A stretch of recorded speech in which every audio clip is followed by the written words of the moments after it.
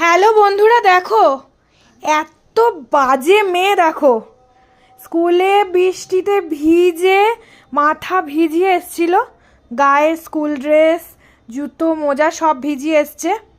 যার জন্য মুখটা তোল।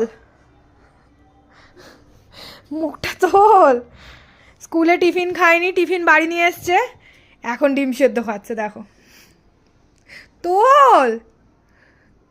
কিরে, এই যে বাজে মেয়ে।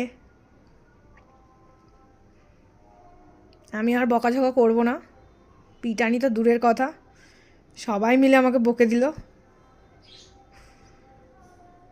এবার তোর বাবা বিছানায় ওর খিদে বলে কোনো জিনিসটাই নেই, ওই জন্য মোটা হওয়া তো দূরের কথা। তো ওই বাজে মেয়েটাকে দেখলে মাথাটা তুলবি না তো? কেন? মুখে কোনো কথা বল।